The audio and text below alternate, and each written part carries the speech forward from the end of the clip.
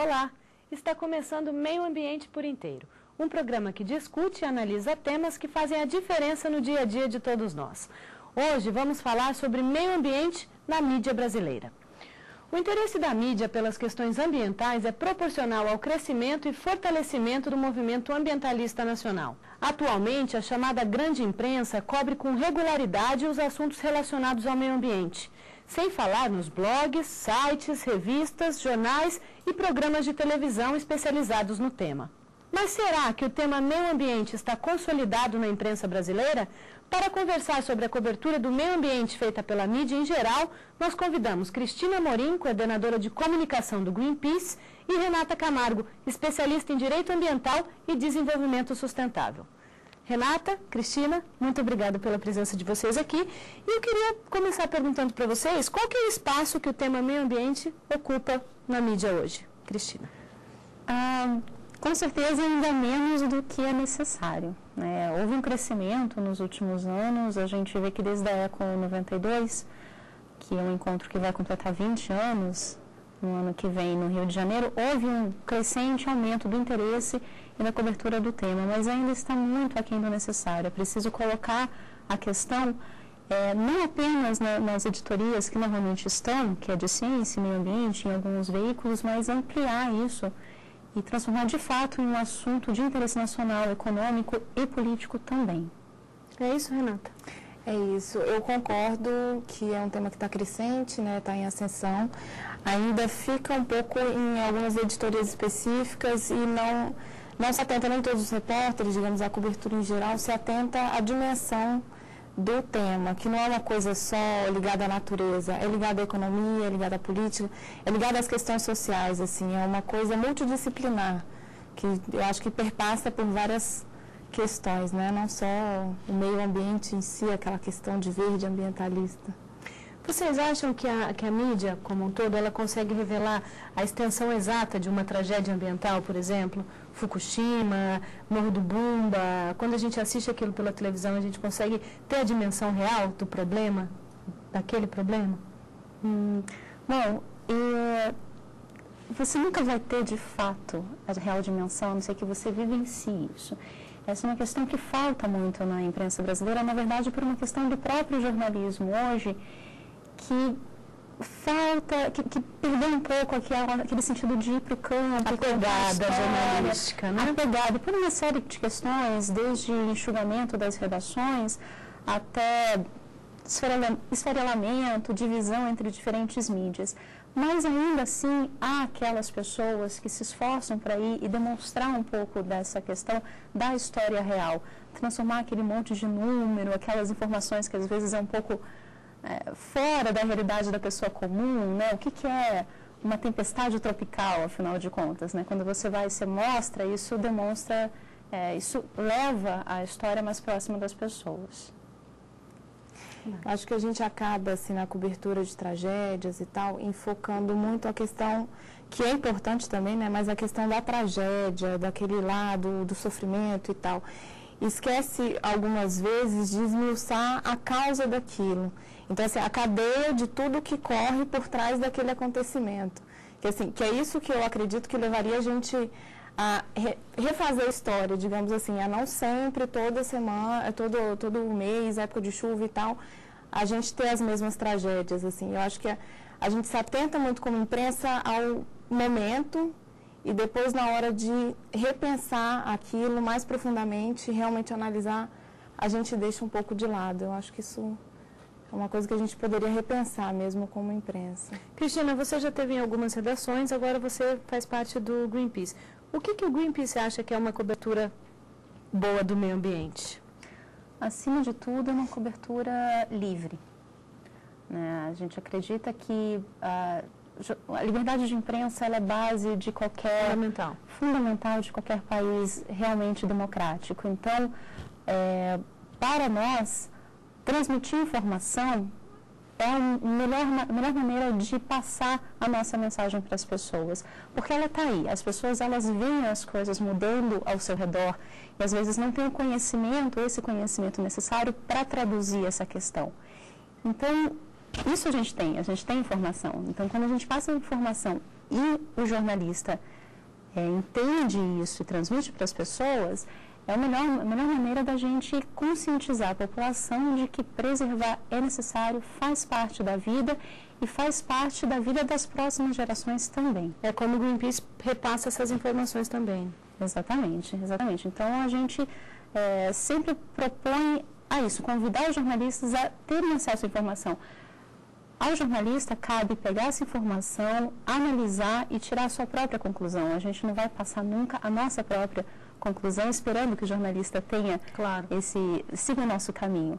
Mas as informações estão ali, né? Basta querer realmente olhar para aquilo com cuidado, analisar, olhar a história por trás e pensar, é isso que a gente quer? Para isso que a gente está aqui? Então, esse é o caminho que, para nós, é o que o Greenpeace faz e é o que o Greenpeace continuará fazendo, faz parte da nossa política mesmo. Renata, você faz parte de um grupo do Congresso em Foco. Como é que é a abordagem do Congresso em Foco com relação ao tema meio ambiente? Vem crescendo? Já está num patamar que vocês acham que é suficiente? O que você acha? Eu acho que ela vem crescendo, sim, isso daí sem dúvida, não tem como negar. Dentro da seara política mesmo, é um tema que está ganhando mais espaço, que ainda acredito que tenha, assim, não sei se a palavra certa é preconceito, mas há uma certa resistência em relação ao tema ambiental hoje nas questões políticas, mas tem crescido. E dentro do Congresso em Foco a gente tenta sempre fazer uma coisa para chamar a atenção da importância do tema, mostrando, analisando, mostrando as discussões dentro do Congresso Nacional, que é uma coisa muito importante porque dali vão surgir políticas públicas, leis e que vai reger a sociedade. Então, a gente tenta traduzir um pouco isso para o grande público e para o público especializado, né, que é boa parte dos nossos leitores, em relação a essas questões ambientais. Tenta tirar um pouco desse foco técnico, que às vezes é um pouco difícil, né, mas... tem que traduzir, né? É um pouco complicado, mas a gente tenta. Em todo o mundo, os movimentos de defesa do meio ambiente foram fundamentais para estimular o processo de conscientização e as tentativas de solução para os graves problemas que enfrentamos. Veja só. Quase 20 anos atrás, a realização da Eco 92 no Rio de Janeiro atraiu o interesse de líderes mundiais e da grande imprensa, que passou a se ocupar do tema. Todos os grandes jornais criaram as suas editorias de meio ambiente. E essas editorias funcionaram muito bem até 1995, 96, quando esgotaram-se os assuntos relativos à reunião de 1992, a coisa caiu mais ou menos na normalidade, essas editorias foram sendo desativadas. E o meio ambiente na imprensa, principalmente nos grandes jornais, passou a ser tratado primeiro como geral, dentro da editoria geral, e foi evoluindo e hoje está na editoria Ciência. Os veículos de comunicação são empresas comerciais. Isso pode dificultar a atuação do jornalismo na área ambiental. Nós temos algumas revistas voltadas para o meio ambiente, alimentadas por empresas que têm enormes passivos ambientais, principalmente as empresas da área de mineração. Isso pode ser uma das causas do pouco interesse da grande imprensa, dos grandes jornais pelo meio ambiente. O meio ambiente é um assunto que vende. Infelizmente, vende pouco no jornalismo e vende mais na publicidade e propaganda. Eu gostaria que o jornalismo tivesse mais suporte para fazer cadernos especiais, fazer programas especiais do modelo que vocês estão fazendo aqui, em redes nacionais, se multiplicasse a compreensão. E também porque tem o que a gente chama de greenwashing, né? Empresas que lavam a sua ação depredatória, socioambiental depredatória, com publicidade, com um marketing que não é um marketing ético. Como os temas são complexos e demandam algum conhecimento prévio, ainda são poucos os profissionais especializados em meio ambiente. Nós não temos jornalistas qualificados ainda ao nível das necessidades do meio ambiente. Nós temos jornalistas que são deslocados de outras editorias para fazer meio ambiente. Eu vou dizer mais, não falta só profissional de comunicação, faltam profissionais em todas as áreas. É isso mesmo, Cristina? Faltam profissionais em todas as áreas, especialmente no jornalismo? faltam profissionais em todas as áreas. Não diria que é uma exclusividade da cobertura ambiental, mas a cobertura ambiental acaba sofrendo um impacto grande, sim, mas eu acho que isso faz parte também do crescimento do processo de crescimento da cobertura, né? Nada vem de um dia para outro. Ainda bem que hoje a gente tem essa noção de que faltam profissionais. Até 10, 15 anos atrás, a gente nem achava que isso podia existir. Uma realidade tão distante, né? Imagina, de jeito nenhum, né? Então, eu creio que aos poucos isso realmente vai crescer. E ano que vem a gente tem a Rio+20, que será uma grande plataforma política para essa administração, vai acontecer no Brasil e certamente criará o interesse do mercado para a formação de novos profissionais que cubram muito bem essa área. Renata, queria saber a questão do marketing, né? Na publicidade, a gente tem meio ambiente. No jornalismo, faltam cadernos, faltam programas. É isso mesmo? É isso mesmo. Assim, é cada vez mais crescente, até é uma aparente, digamos assim, conscientização, né? Que então você usa aquela questão do eco como um benefício a mais para a sua empresa, mas não necessariamente um benefício a mais para o todo, para o meio ambiente mesmo em si. Você coloca aquilo como uma coisa bonita de marketing de publicidade, mas o conteúdo é falho.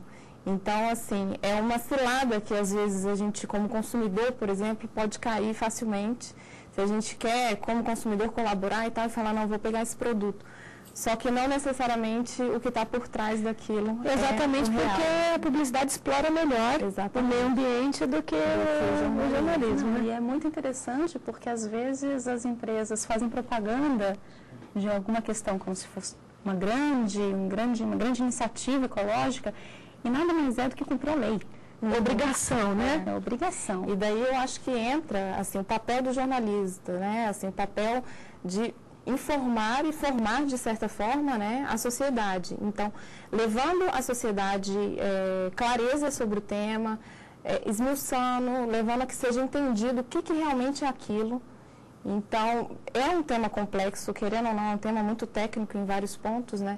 Então, como jornalista, se a gente consegue sensibilizar a sociedade e tentar levar alguns conceitos, provavelmente o consumidor ou qualquer outro cidadão não vai ser pego em pegadinhas, né? Digamos assim, ecopegadinhas. Nós vamos agora para um rápido intervalo e voltamos já com o Meio Ambiente por Inteiro.